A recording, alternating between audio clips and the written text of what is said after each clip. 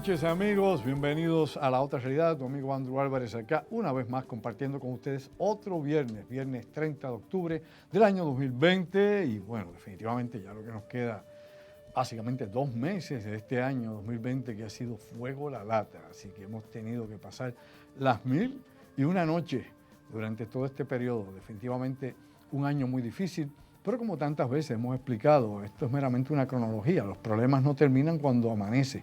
Los problemas hasta que no se resuelven y se cierra el círculo, pues definitivamente pues, tenemos que resolverlos. Y de eso se trata la vida, de resolver situaciones, de tener respuestas a ellas para poder obviamente ubicarnos en el camino de la vida, tal cual debe ser. Pero bueno, acá estamos nosotros una vez más con ustedes otro viernes para hablar en La Otra Realidad de asuntos interesantes del análisis de tantísimas cosas que nos ponen a pensar más allá de lo aparente. Recuerda que este es un programa de corte ecléptico y que estamos pues en este formato a través del Facebook Live y también en mi canal de YouTube, debido lógicamente a que todavía estamos en medio de la pandemia. Esto todavía no se ha acabado, no estamos cerca del final, seguimos definitivamente en una crisis global. Y nuevamente traigo y recalco, como tantísimas veces he dicho aquí, aunque la gente esté en negación, aunque existan personas que no crean que esto es verdad, que esto es una manipulación colectiva, de que esta es la forma o manera de lavarle el cerebro a la gente, meterle miedo a la gente, sigue muriéndose gente de COVID-19. Y no piense usted que todos los médicos del mundo, por amor a Dios, le mienten a todo el mundo. O sea, de verdad que hay que estar un poquito enajenado también ya de la realidad para pensar eso. Mientras esto sucede, sigue habiendo el acabose en muchísimos países que han tenido nuevamente que regresar al encierro parcial, otros aún más fuertes todavía. Vemos la situación en Alemania, un encierro más o menos manejable. En Francia lo hemos visto más radical, al igual que en España. En Madrid se dio un ejemplo, obviamente, de cierre total también, entre tantas cosas que están surgiendo. Y sobre esto, pues ahora tenemos también los incidentes en Niza, en Francia, este ataque de este lobo solitario, que nuevamente nos trae el fantasma del terrorismo a Europa. Esperemos que acá en Estados Unidos y Puerto Rico no tengamos este tipo de incidentes. En Puerto Rico, pues lógicamente no hemos sufrido directamente, ¿no?, el impacto del terrorismo, sea este islámico o el terrorismo de ninguna índole. O sea, aquí hemos estado por muchísimo tiempo, obviamente por décadas, sin ningún tipo de incidente de esta clase. Si recordamos la historia, como hemos hablado muchísimas veces, sobre la época obviamente del Ejército Popular Boricua, de los macheteros, y cómo el FBI los clasificó como terroristas, dentro obviamente, ¿no?, de los parámetros que los Estados Unidos pues vigilan para su seguridad interna. Para los macheteros directamente no eran un peligro para los puertorriqueños per se. Así que tenemos que diferenciar unas cosas, y esto lo traigo someramente porque no es el tema a discutir de esta noche, meramente entró como parte, ¿no?, de la introducción de lo que estamos esta noche tratando para ustedes. Gracias por estar conmigo nuevamente. Y también, pues ya que menciono eso, un día como hoy, hace 70 años, se suscitó la revuelta de Jayuya, la revolución nacionalista en Jayuya. Y pues muchísima gente ya ni se acuerda de eso. En Puerto Rico la memoria histórica es muy corta, muy limitada o muy selectiva. Aquí es importante que todos recordemos los diferentes incidentes que han formado la sociedad contemporánea y cómo a través del tiempo, longitudinalmente, hemos llegado a lo que somos ahora. Tanto en lo negativo, a los problemas, ¿no?, a la realidad socioeconómica y sociopolítica del país, el estatus del país, como definitivamente el nivel intelectual y el nivel educativo que tenemos en la isla de Puerto Rico, y cómo la mayor parte de los libros de historia y los textos que se le dan a nuestros estudiantes, desde escuelas primarias hasta la universidad, lógicamente, pues hay muchas cosas que se han dejado en el vacío histórico, ¿no? Se han dejado obviamente en la noche de la historia y no se recuerdan. Aquí pues definitivamente la gesta de Blanca Canales, de don Pedro Albizu Campos, entre tantos otros, Irving y tantos otros que llevaron a cabo, ¿no?, la lucha nacionalista en la década de los años 40, en la década de los años 50, desde antes, en la década de los 30, si vamos a bajar hasta la masacre de Ponce. O sea, hay un sinnúmero de cosas que no podemos olvidar y está prohibido olvidarlo. Y que esto nuevamente no es un grito de revolución, patria o muerte, nada de eso. Esto es conciencia histórica y es importante que tú la tengas, que usted lo reconozca, que usted conozca su historia, no para no repetir los errores, simplemente para que saber de dónde usted viene, qué es lo que ha formado su ser, su personalidad, su sociedad, su cultura, lo que es esta isla, lo que es obviamente la sociedad puertorriqueña, que no es análoga a la sociedad de Ohio en absolutamente nada. Bueno, que hay Burger King, que hay McDonald's, que hay Walmart y ese tipo de cosas, sí, pero la identidad del puertorriqueño per se, como tal, es muy diferente. Tenemos que ser en eso genuinos, realistas, hablar con la verdad, con propiedad y que el pueblo despierte del marasmo en que está. Y esto, tenemos que hacer la diferenciación obviamente entre luchas revolucionarias, luchas obviamente partidistas, luchas por solucionar los issues del país, las luchas sociales en Puerto Rico, la cuestión definitivamente del estatus y tantos otros temas interesantes, que se supone que ya, óigame, en unas horas, 70 y pico horas, más o menos, estaremos nosotros acá resolviendo una vez más en las elecciones de Puerto Rico, el próximo martes 3 de noviembre, al igual que en los Estados Unidos, como todos sabemos, pues se va a dilucidar este asunto. En la que se refiere específicamente a los Estados Unidos, pues lógicamente hay una gran preocupación con esto. Hay un sinnúmero de lugares en Estados Unidos que obviamente hay aparentemente la posibilidad de brotes de violencia, de un levantamiento armado, entre tantas cosas que se han estado comunicando a través de las redes sociales, lo que ha cubierto la prensa en Estados Unidos y la preocupación que tiene muchísima gente. Usted sabe que hace rato las armerías en los Estados Unidos se vaciaron, hace rato que las municiones también se fueron. En Estados Unidos hay una reacción que yo he discutido muchísimas veces aquí, y es que cada vez que hay un desastre, sea un huracán, un terremoto en alguna parte del país, una crisis económica, la pandemia, lo que sea, los norteamericanos su primera respuesta es ir a comprar armas y municiones como si con eso se va a comer, ¿no? Como si eso resolviese la situación, la problemática. O sea, en el viejo oeste, ¿es así? ¿Es o no es así? ¿Es o no es así? Lógicamente cualquier sociólogo, cualquier historiador, cualquier antropólogo, todo el que tenga que ver con la conducta humana y con la sociedad humana se da cuenta que esto es una reacción que obviamente es endémica dentro de los Estados Unidos. Reaccionan así a muchísimas situaciones y crisis, donde las armas no resuelven absolutamente nada. Yo soy pro armas, o sea, yo colecciono armas, yo disparo, yo compito con armas de fuego, yo tengo mis armas de fuego, pero que yo tenga ese tipo de visión deportiva o para mantener la seguridad de mi casa y la mía propia, o mi familia, pues no quiere decir que yo crea que todo el mundo tiene que andar con un revólver en el cinto por ahí, o con un arma carry out por ahí, como rifle, ¿no? Un arma de asalto. O sea, yo creo que ya eso va un poquito a la enfermedad, a unas condiciones que pueden ser obviamente de distorsión, ¿no? Distópica dentro de nuestra comunidad. Definitivamente eso no está dentro del quehacer humano en Puerto Rico.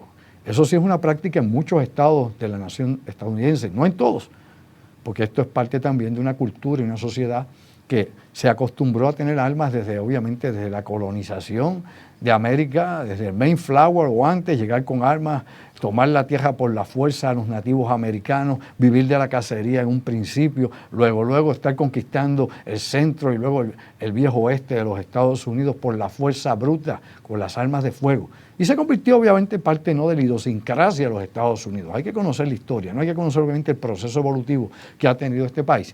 Y nosotros acá, en Puerto Rico, las pocas intentonas que tenemos desde el Grito de Lares para acá, obviamente de luchas armadas, pues ninguna realmente ha progresado, ninguna se ha logrado. Han sido intentonas que se han dado, han sido obviamente planes que han sido traicionados en un momento, en otros pues lamentablemente no se dieron las condiciones propicias. Y ahí está Puerto Rico, una colonia luego de la guerra hispanoamericana y la invasión de 1898. Así que tenemos que hacer una visión colectiva de lo que es el puertorriqueño y cómo obviamente se inserta dentro de la comunidad de los Estados Unidos, en la comunidad política, en la comunidad económica y en la comunidad obviamente social. Obviamente tenemos en Puerto Rico básicamente más del doble de la población de puertorriqueños en la isla que residen en diferentes estados y ciudades de los Estados Unidos. O sea que es una realidad obviamente muy diferente a la mayoría de las minorías dentro de los Estados Unidos. O sea, nuestra realidad es diferente definitivamente a los mexicanos que viven en Estados Unidos, a los venezolanos, a los cubanos, a todos esos grupos obviamente hispanos que viven dentro de la nación. La realidad política, cultural, nacional, la historia nuestra no es similar a la de ellos, aunque hablemos el español y tengamos algunas celebraciones en particular como parte de la cultura hispánica. Así que todas esas cosas hay que bueno que lo empecemos a mentalizar, ¿no? A darle cabeza, a comprenderlo, porque no son meramente datos. Hay gente que vive citando datos y no los entiende, no los puede analizar, no los puede asimilar. Y aquí lo importante es que usted tenga la capacidad de discernimiento para saber de qué se está hablando y cómo usted comprende la historia de Puerto Rico y cómo usted comprende los hechos, los eventos y los sucesos que nos traen hasta el momento actual. ¿Y qué es lo que está pasando actual? Si es que usted realmente comprende qué es lo que está pasando en su entorno y cuál es la realidad que se está viviendo en Puerto Rico en el siglo XXI, y específicamente en el año 2020, que ya llega a sus finales. Dicho todo eso, vamos a tocar otros asuntos que están pasando en el mundo, porque acá, como he dicho muchas veces y pensando en voz alta, mencioné ayer y mencioné el martes también, desde el estudio 1, que es mi automóvil, y este es el estudio 2, el de código secreto, lo hemos dicho tantísimas veces, hombre, yo a nadie le voy a decir por quién votar ni endosar a nadie. O sea, eso lamentablemente es política barata. O sea, yo no me puedo poner aquí a decirle a nadie quién tiene que votar. Eso es ¿qué? Decisión suya, ¿ok? Es su conciencia, ¿no? La experiencia que lo puede llevar a usted a tomar un voto inteligente, ¿no? El sumar una serie digamos, de factores que son los que puedan promover a quien usted va definitivamente a apoyar el próximo 3 de noviembre. Nadie que sea obviamente honesto puede estar tratando de influenciar a quién para votar por quién, por qué partido, por qué candidato, por lo que sea. Hay siempre unos intereses creados. Despierta durmiente o va a seguir en la bobería. Siempre hay intereses creados. Hay gente que obviamente quieren cargar causas y hay personas en los medios, influencers de esto, comentaristas, periodistas, analistas, todo tipo de gente. Sépalo usted que obviamente ya están comprometidos económicamente. Pide que hay. Y por otro lado, definitivamente, con unas agendas muy particulares para empujar toda una serie de causas, sin importar las consecuencias finales que vaya a sufrir el pueblo de Puerto Rico. Así que despierta durmiente, vamos a usar la materia gris, vamos a masticar con las neuronas. Por ende, yo aquí no puedo decirle a nadie, mire, vote por la independencia de Puerto Rico, la revolución ahora, la nueva patria, qué sé yo, o vote por el estadoísmo, sí, estadidad, para allí para arriba, o vote por la soberanía esa rara que dicen por ahí que existe en el Estado Libre Asociado, que es una ficción política, le gusta el que no es una ficción, no tiene otra explicación, es una vergüenza también, un estatus de vergüenza. O sea, uno tiene que analizar todas esas cosas. Esa es mi opinión sobre el estatus de vergüenza. Porque para mí cualquier otra definición que realmente lleva a Puerto Rico, ¿no?, a su conclusión, ¿no?, que pueda llegar a Puerto Rico a afinarlo, ¿no?, como una sola nación, un solo grupo, o integrarlo a lo que fuera, luego que lo saque de la dependencia colonial y de la inferioridad política, definitivamente la decisión que tomó el pueblo hay que respetarla y esa es la que vamos a seguir, por el bienestar de todos. Así que aquí jamás le diré a usted, vote por independencia, vote por la estadidad, y menos vote por la colonia, porque ese es el status quo que tenemos aquí ahora. ¿Y usted cree que sirve? Oye, tú mismo, sí, tú. ¿Tú crees que sirve? De verdad, hay que quedarse como estamos. Que esto es lo que pide, que esto es lo mejor de 2, de 3, de 4 mundos. Por amor a Dios, boludo, hombre, ya eso cualquiera sabe que no es así. Pues bien, el ataque terrorista ayer precisamente a Francia en Nisan, un llamado lobo solitario, ¿no?, islamista, entra en una iglesia, mata a 3 personas, hiere a varias, decapita a una de ellas, la policía lo balea, sobrevive al ataque de la policía. Luego hablan de que esta persona había tenido récord criminal, inclusive en otros países al norte de África, que había llevado a cabo, mejor dicho, agresiones con armas blancas, es decir, con puñal, con cuchillo. Terrible, ¿no? Definitivamente esto es lo que nos trae de nuevo a la memoria todos los incidentes que se han dado en Francia, que se han dado en Europa relacionados con lobos solitarios y ataques que se han estado llevando a cabo y que en un momento dado, cuando el Estado Islámico, Daesh, estaba fuerte en Siria y había expandido sus operaciones a Libia y a Irak, obviamente en ese Estado Islámico, ese Estado del Levante donde ellos estaban, pues definitivamente las operaciones dentro de Europa eran intensas y teníamos prácticamente casi todos los meses, por no decir todas las semanas, ataques en Gran Bretaña, ataques en Francia, en Bruselas, que hubo un sinnúmero de ataques terribles, y en diferentes lugares, en Alemania, etcétera. Esto unido a la enorme migración que se dio cuando comenzó el conflicto en Siria, cuando empezó la guerra civil en Siria, donde el Estado Islámico también era protagonista, junto inicialmente con el gobierno sirio contra el ejército sirio. Luego a esto se unieron obviamente una coalición de países árabes impulsadas por Estados Unidos, ahí se metió Rusia directamente. Rusia llegó a meter casi 10.000 soldados en un momento dado allí en Siria también, pero sí puso una serie de operaciones navales y aéreas, helicópteros y aviones bombardeando continuamente y apoyando las operaciones militares del ejército de Siria, de Al-Assad. Pero aquí lo importante, que tenemos que volver nuevamente a recalcar, es que una vez fue derrotado en el campo de batalla el Estado Islámico, fueron reduciéndose gradualmente los ataques de lobos solitarios, no solo en Europa, en Estados Unidos. ¿Desde cuándo usted no escucha de un ataque islamista en Estados Unidos? Dígame, ¿desde cuándo? Vis a vis si lo compara con ataques racistas en Estados Unidos.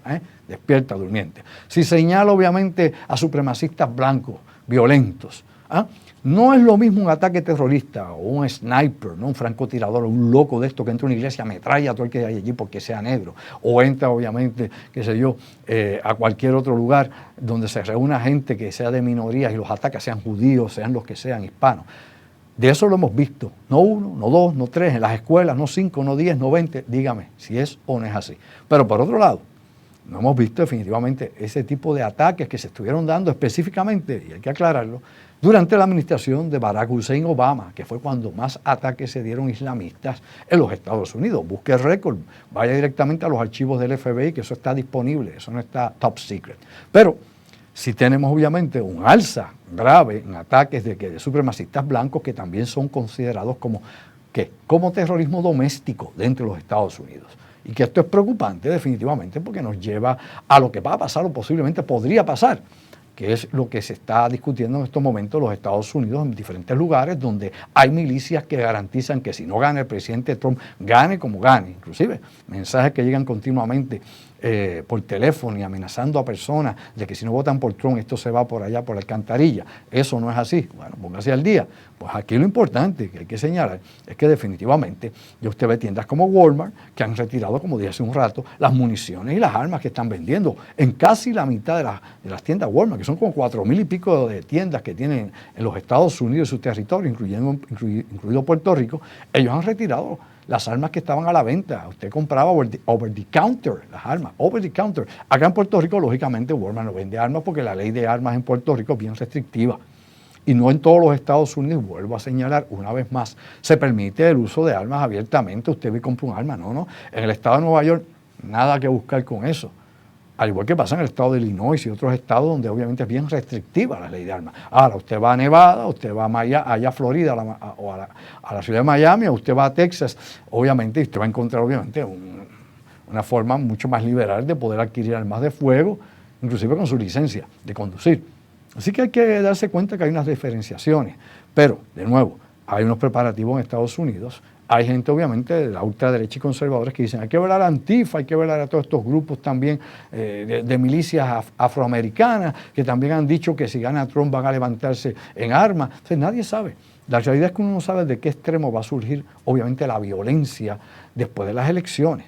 No lo sabemos. Y si realmente esta violencia va a surgir o es meramente meterle miedo a la gente, estar usando las redes sociales y las noticias para inculcarle ese temor, ese terror a la gente, ¿no? Esa doctrina de shock para que la gente obviamente se congele y no sepa qué hacer o tenga miedo de llevar a cabo un cambio.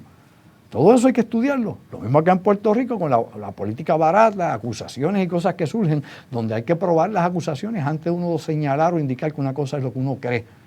Así que hay que tener mucho cuidado con las impresiones. En ese sentido tenemos que ser analistas, tenemos que ser críticos, un pensamiento crítico y obviamente verificar las cosas y buscar no únicamente lo lógico que pueda haber de algo y el sentido común, sino la evidencia que nos pueda determinar o señalar qué cosas son reales o qué cosas no lo son, qué es manipulación política, y la manipulación siempre ha estado ahí.